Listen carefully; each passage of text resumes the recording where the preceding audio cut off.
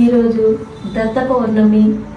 మరి పౌర్ణమి ధ్యానం, పిరమిడ్ ధ్యానం పురస్కరించుకొని ఈరోజు మా స్నేహితులందరితో ఒక చిన్న మాట మాట్లాడాలనుకుంటున్నాం. మా ఫ్రెండ్ రమ్య తన మాట. గురు బ్రహ్మ, గురు విష్ణు, గురుదేవో మహేశ్వర, గురు సాక్షాత్ పరబ్రహ్మ, తస్మై శ్రీ గురువే నమః. మన జీవితంలో గురువు ఎంతో ప్రాముఖ్యత. తల్లి జన్మనిస్తే గురువు మనకు జన్మ రాహిత్యాన్ని ఇస్తాడు, మన జ్ఞానాన్ని బోధిస్తాడు. మనకు సరి అయిన గురువు కావాలంటే దత్తాత్రేయుడిని ఆరాధించడం చాలా ముఖ్యం. మనం ఒక స్థితికి మనం వచ్చాక ఆ గురువే మనల్ని వెతుక్కుంటూ వస్తాడు.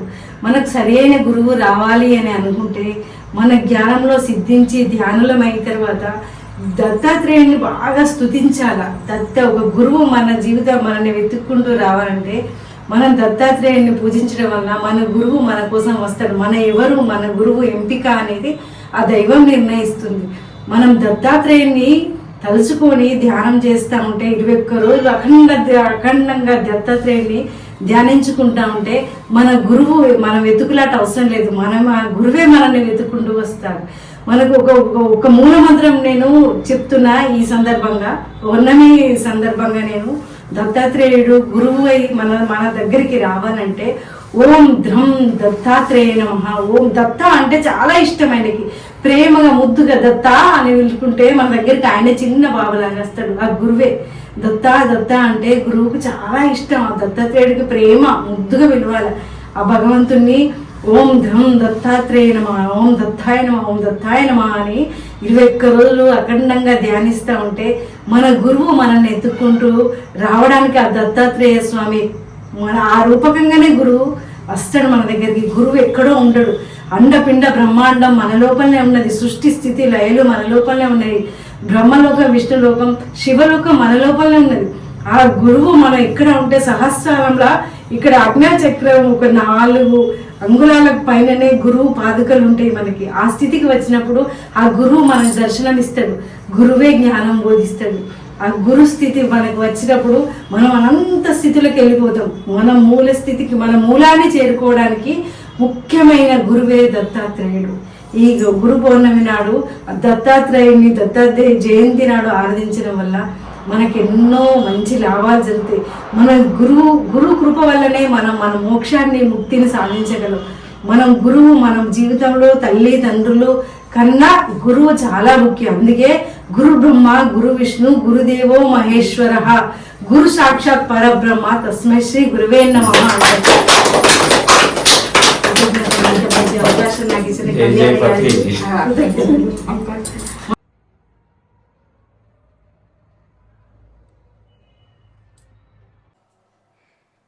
ఈరోజు దత్త పౌర్ణిమ. మహాదేవ పిరమిడ్ ధ్యాన మందిరంలో ప్రతి పౌర్ణిమకి ఎంతో విశిష్టత. ధ్యానంలో ఎక్కువ సమయము గడపడము జరుగుతుంది. మా ధ్యాన మిత్రులందరూ ఆ పౌర్ణిమ రోజు ధ్యానాన్ని విశిష్టంగా అందుకుంటున్నారు. పౌర్ణిమ రోజు చంద్రుడు భూమికి దగ్గరగా రావటం వలన మన మనసు ఉత్తేజమై దాన్ని ఎక్కువ శక్తివంతం చేస్తుంది. కాబట్టి మనం ఏ పని చేసే వాళ్ళైనా కూడా ఆ పనికి రెట్టింపు శక్తి ఉంటుంది. కాబట్టి ధ్యానం చేసే వాళ్ళము ధ్యాన శక్తి ఎక్కువగా తీసుకోవాలన్న ఉద్దేశంగా పౌర్ణిమ ధ్యానాన్ని ఎక్కువగా జరుపుకుంటాము. మామూలుగా ధ్యానం అంటే శ్వాస మీద ధ్యాస. ఈ విధంగా ధ్యానం చేస్తూ ఎన్ని గంటలు మనము కూర్చున్నప్పటికీ ఆ ధ్యాన సాధనలో మనము ఎప్పుడైతే మన ప్రవర్తనలో మార్పు వచ్చినప్పుడే మనము ధ్యానాన్ని సాధించినట్టు. ఈరోజు ప్రత్యేకంగా దత్త పౌర్ణిమ అంటే మనకు దత్తాత్రేయ భగవానుల వారు తాను భగవంతుడైనప్పటికీ తన జీవిత కాలంలో 24 మంది గురువులను ఎంచుకొని తాను ప్రకృతిలో ఒక్కొక్క దానిలో ఒక్కొక్క గురువును ఎంచుకోవడం జరిగింది. ఉదాహరణకు ఒక చేపలు పట్టేవాడిని నది ఒడ్డున ఉన్నప్పుడు చేపలు పట్టేవాడి మీద దృష్టి సారించడం చేసినప్పుడు చేపలు పట్టేవాడు చేపను పట్టడానికి ఎరను పెట్టి చేపను పడతాడు. దానివల్ల దత్తాత్రేయుల వారు గ్రహించిన జ్ఞానం ఏంటంటే, ఎరను చూపడం వల్ల చేప తన ప్రాణాన్ని కోల్పోవడం జరిగింది.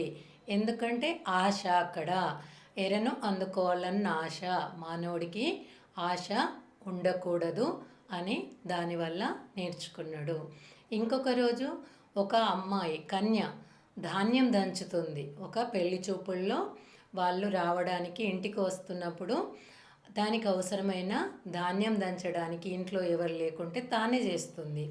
అప్పుడు చప్పుడు అవుతుంది. చప్పుడు అవుతుంటే గాజుల చప్పుడు అవుతుంటుంది. బయట వచ్చిన వాళ్ళు నా గాజుల చప్పుడు విని పొరపాటుగా భావిస్తారని చెప్పేసి మెల్లమెల్లగా ఒక్కొక్క గాజు అన్నీ తీసివేస్తుంది. చివరికి అటొకటి ఇటొకటి మాత్రమే ఉండిపోతుంది. దానివల్ల ఎప్పుడు కానీ నిశ్శబ్దంగా మనము ఉండాలి అంటే ఏకత్వంలోనే ఏదైనా సాధించుకోగలుగుతాము. రెండు ఉంటే శబ్దము తప్పకుండా అని ఆ కన్య ద్వారా నేర్చుకున్నాడు. మూడవది కొండ చిలువ తాను ఎంత పెద్ద శరీరధారి అయినప్పటికీ దాని దగ్గరికి వచ్చిన ఆహారాన్ని మాత్రమే గ్రహించి దాన్ని తిని దానితోటే సరిపుచ్చుకుంటుంది కోవాలని చెప్పడం జరిగింది. ఈ విధంగా ప్రకృతిలోని 24 మంది గురువులను ఎంచుకొని తాను గురువులు అంటే మామూలు మాట కాదు, అంటే దానిలో ఎంతో జ్ఞానం నేర్చుకుంటేనే దాన్ని గురువు అని చెప్పడం జరుగుతుంది. ప్రతి దానిలో నేర్చుకున్నాడు. మనం కూడా మన నిత్య జీవితంలో కేవలం ధ్యానంలో కాకుండా ప్రతి నిమిషం లేచినప్పటి దగ్గర నుండి మనం పరుకునే వరకు మనం ఏం నేర్చుకుంటున్నాము, ఏం చూస్తున్నాము, సాధన వల్ల ఏమీ నేర్చుకోవాలి, తెలుసుకోవాలి అన్న వివేకంతో అందరినీ గురువులుగా ఎంచుకొని ఆచరణలో శ్రవణం కాకుండా దాన్ని మననం చేసి ఆచరణలో నిధిధ్యాసనం చేసి మన జీవితాన్ని తరించుకోవాలని ఈరోజు ఈ సందర్భంగా తెలపడం జరిగింది. జై గురుదేవ దత్త. KK Creations Kalyani Kukkadapu. Like, share and subscribe.